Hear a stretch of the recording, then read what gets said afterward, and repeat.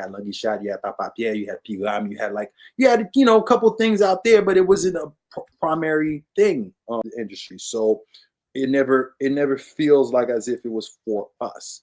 So when I fell in love with it, and it was by chance, I was on the route to becoming a lawyer, like my dad was a lawyer. And so I was like, oh, okay, cool. I'll just do what he does because I love what he does. And he was also a botanist because, Caribbean people could only have more than you got to have at least three, and it's got to be like three difficult ones. It's like I'm a lawyer and then I'm going to learn about the world, like botanist and sure, I'll do 10 years of my life.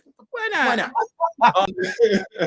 And so I was like, yo, I want to be a lawyer. And then my law teacher, she's responsible, to be honest with you, put me into this path because she was like, hey man, because I want to do criminal law. And she was like, look, if you're going to do your opening statement, you need more stage presence. So why don't you take an acting class in the summer?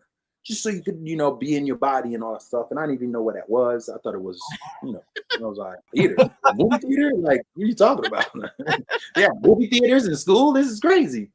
And then I just remember a bunch of people wearing black and being sad all the time. And I was like, this ain't for me, y'all. Like, theater kids are weird. Like, I resent that as a theater kid. They were all sad for no reason. I was like, why is everybody so sad? Like, this ain't real. This is pretend, y'all. This is pretend.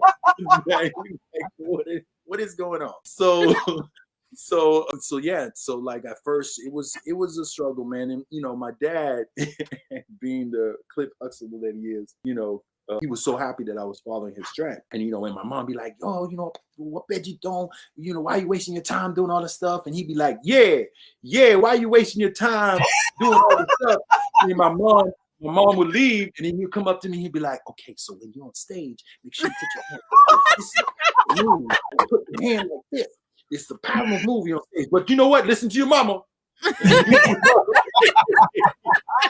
No, that's right. I'll be like, oh man. But then eventually, once I started paying some bills, that's when, just like any Haitian family, like, they'll see a pic. Oh, you bought tout comme ça? Oh my God. Like, they pay you this much? Okay.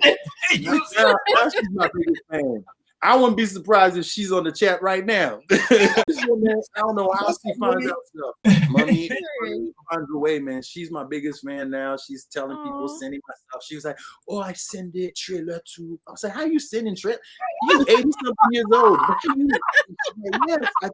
Yes, and I send. I'm like, wow. I'm going to celebrate my baby. I know that's right. She is so ecstatic and happy for me, and my family's happy for me as well too. But at the beginning, it was tough, and I understood because when you don't know that world and you don't understand it, and you want better things for your child, man. Of course, you're concerned, and it was never villainized, but it was definitely heard that they were worried.